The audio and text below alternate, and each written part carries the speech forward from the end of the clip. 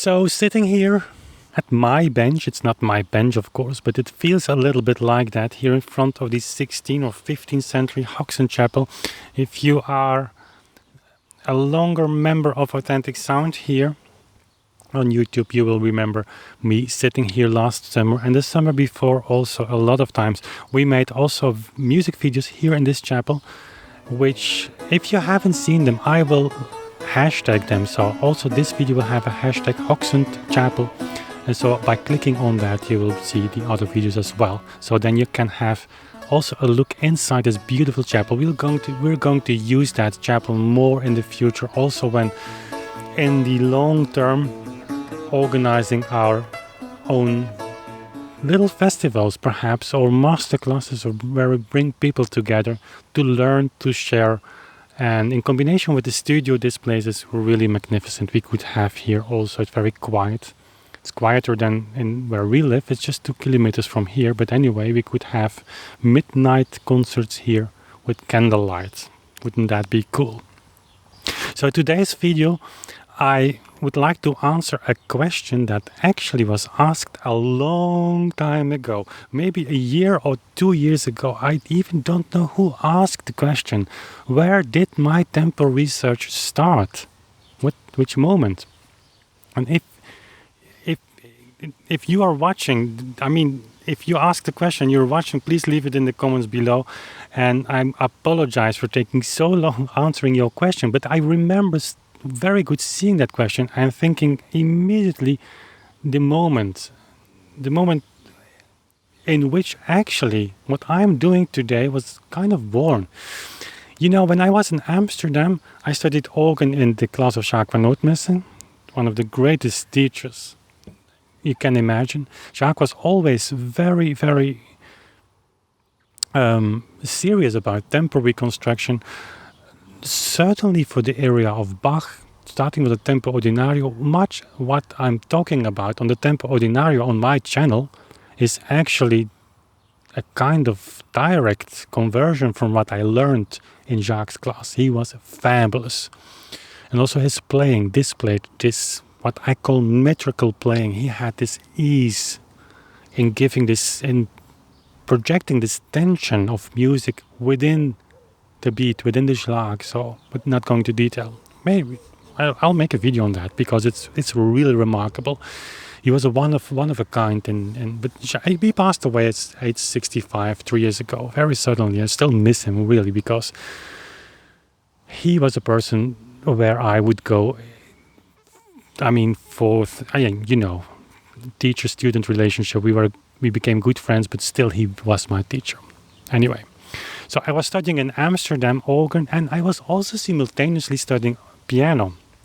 I started piano in Amsterdam as a second instrument, and after 2 years it became also my main instrument. So I had 2 main instruments, organ and piano. And so those worlds were kind of separated.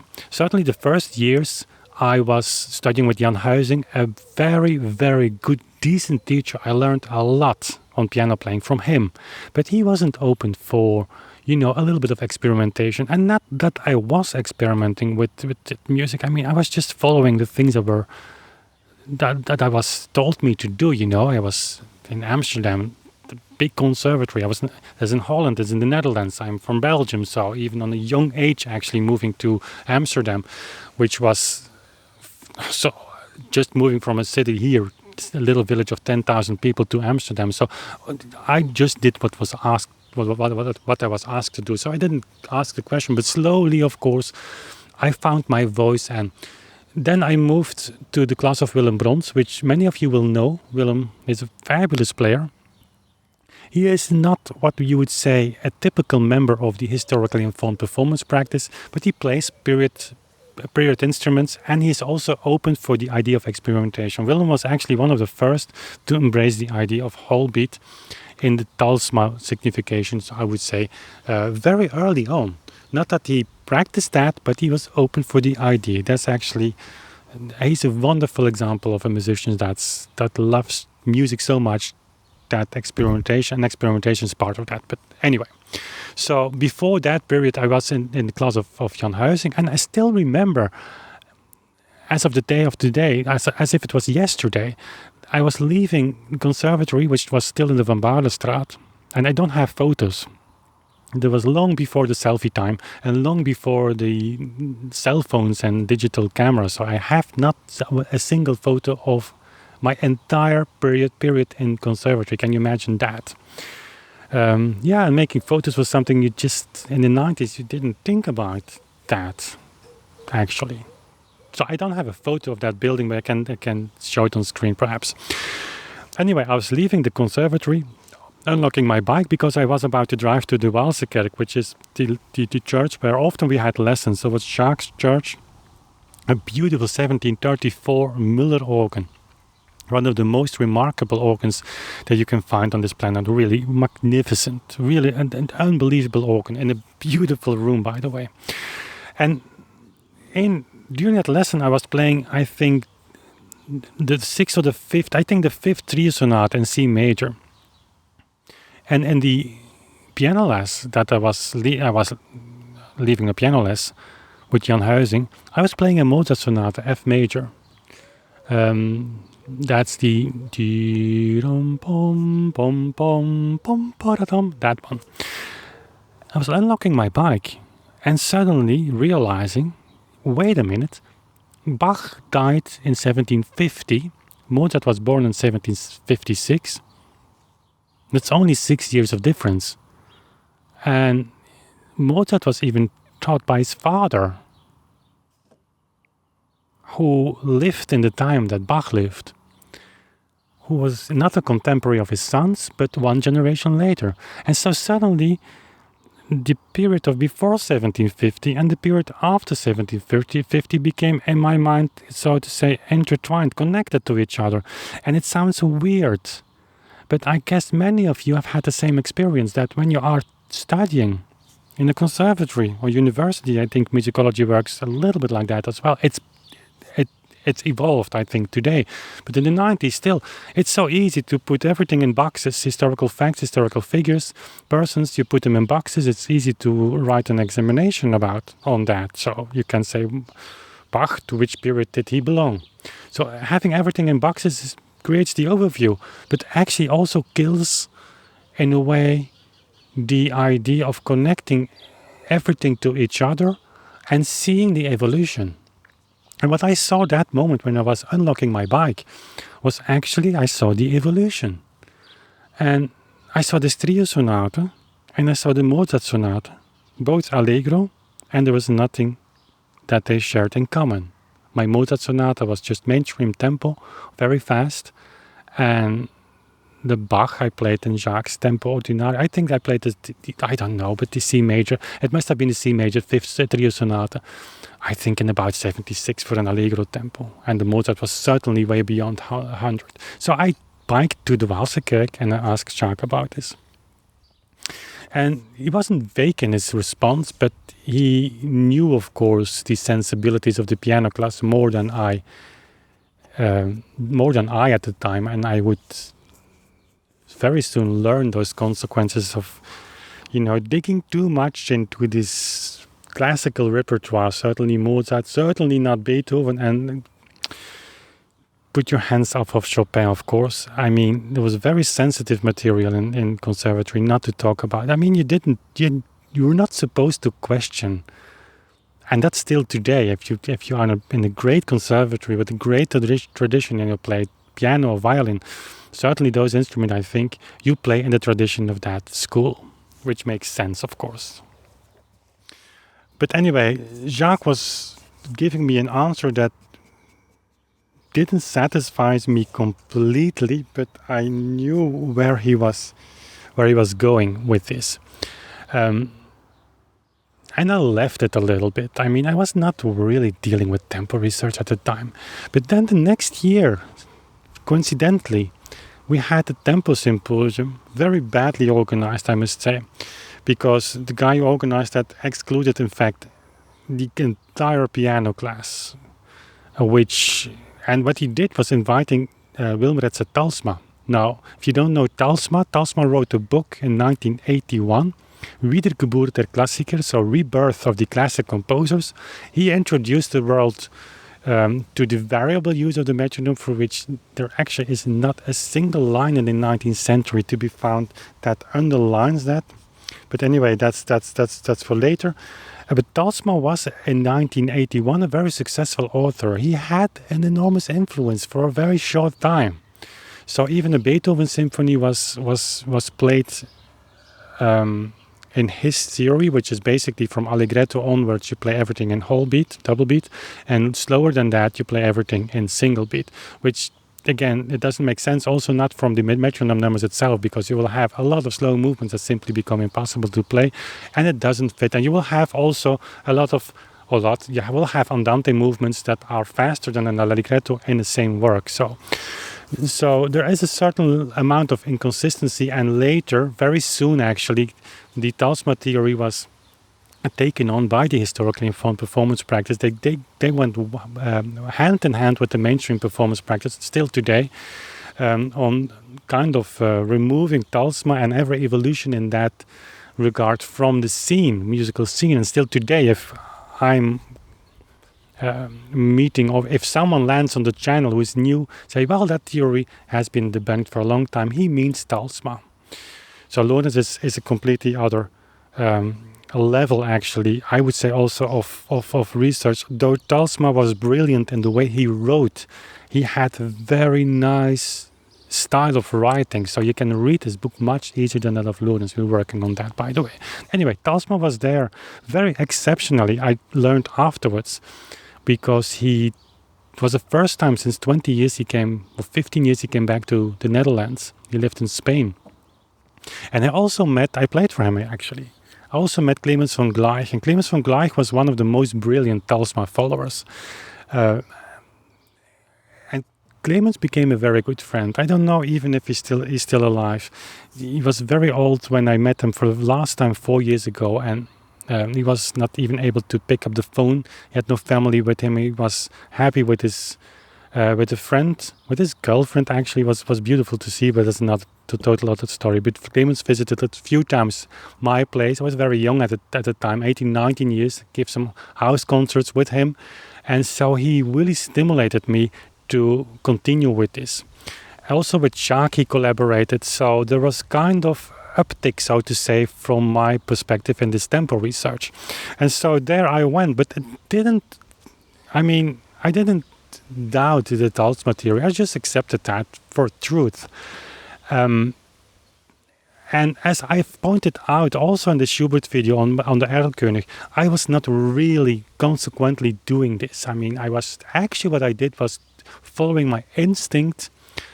And you can still hear that on my channel. The earlier Beethoven and Mozart recordings are actually just played from my instinct, and the slow movements are all too fast. They're not single beat, but too fast. They're somewhat in between. And I realized that, of course, this inconsistency. But taking the step of doing the whole beat as I'm doing now was just not, the time was not right for that. So Clemens was a brilliant man. He had the possibility of just reversing facts and looking to those facts from a very different perspective, and it was great. I learned from him also to sit down every day, 10 minutes on a chair, and take the opposite perspective of what you think is the truth. And I cannot underline this exercise and stress the importance of this exercise enough, because really, if you do that, you constantly are putting the things you're working on in perspective. Anyway, so Clemens was another chapter in that journey. And then in 2009, I was asked by Wolfgang Weller to join a tempo symposium in Upfingen in Germany. And my clavichord was just ready, so I took the instrument with me. It was the first clavichord concert actually I gave was there. And there I met Lawrence. And I was playing actually in a way that didn't make sense in that tempo symposium. Because there you had people who followed Talsma, you had Lawrence, so the two groups came together there. But I played still in my, intuition-based way of playing. And there I met Lawrence.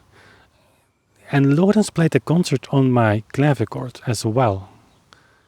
A Haydn sonata. I still remember it as if it was yesterday. And that was, as with the unbiking of my bike in Amsterdam, this was the magical moment for me. Because, Lawrence, he has not so much time to practice, but if he has time to practice, and I know he listens to these videos, we've talked about this, so I can say it and share that. He is a kind of player with perhaps not a fully developed technique, but I can imagine in the 18th century, a lot of really good musicians played like him. Of course, I cannot say to you that it's 100% true, but that's what I feel. And so the way he played, of course, the whole beat theory as I'm applying it today, this played in this Haydn sonata totally blew me away, completely blew me from my chair. With accents, he has this unique kind of Ruhigkeit, so calm, peace in his playing. Music is going forward, but not hurried. You don't have the feeling that it's standing still. But with the accentuation, it was just perfect. And still, yet it took me 7 years to the Munich sonatas. The story where I played the Andante section and the Adagio section, checked with motionless metronome numbers that I, in the meantime, got from Lawrence, and realized that I was playing in whole beat, and there was no way to play this faster. That's together with his visit, Lawrence visited us since 2010 every year. He became a very good friend. And then with his visit, I said to him, we have to do this because now I see light. And then we made a ping pong video, that took our channel actually to the level we are now today. And in a way, I found after how many years? Amsterdam, 1995, let's say, 22 years. I found really that what my core essential point as a musician was, I actually already knew in Amsterdam that I was going to do this, but it took me a long time to fully realize what this really meant. And I have to thank Lawrence really a lot for helping me and having the patience of just being there for me when I had questions. And so now, on this YouTube channel, which you could say at that moment I felt, we started as a clavichord channel, still the clavichord is there in the center. It stands now between, or in the middle of two great pianofortes, where it belongs in that classical era. Maybe we're doing a little bit less Bach, but Bach will come back, don't worry. And we have the Bach partitas in September released, so of course I cannot do everything at the same time. But the clavichord and tempo research, and that together, the legacy a little bit of Jacques van Noordmesse, sharing the unbelievable, powerful musical emotion that comes to surface when just applying this whole beat practice. There, this YouTube channel makes so much sense, because now suddenly, not suddenly, but now I can feel, and I think for a little bit also partly because of the work we are doing here on YouTube, the scenery, the musical mindset is moving. And I'm sure that in a few years, this whole concept of the whole beat will be accepted on stage as well as an historical truth of certainly something that is worthwhile diving into much more. So YouTube is of course a perfect place to share that, because you own your own place in the world, and that's great. Sharing that with you, it's actually unbelievable. So in a nutshell, it's longer than I thought. That's the journey of my journey on the tempo restart thing, and how actually the moment where it was born. And well, yeah, there you have it. Hope this can inspire you also a little bit on your own journey. Anyway, sitting here, and videos that I make here are a little bit longer because time is going slower here, even slower than in whole beat. Can you imagine that? You will feel, if you want to sit here with me, and you're always invited. If you come to Belgium, don't hesitate to give me a call. Then we will sit here and perhaps discuss a little bit, and also enjoy this place, because it really feels great sitting here. So, thanks for watching, and see you soon again in the summer months, perhaps a little bit less consistent in my uploads. You know that. Working on some projects, I will update you also for those projects. But anyway, hope to see you soon again. Bye.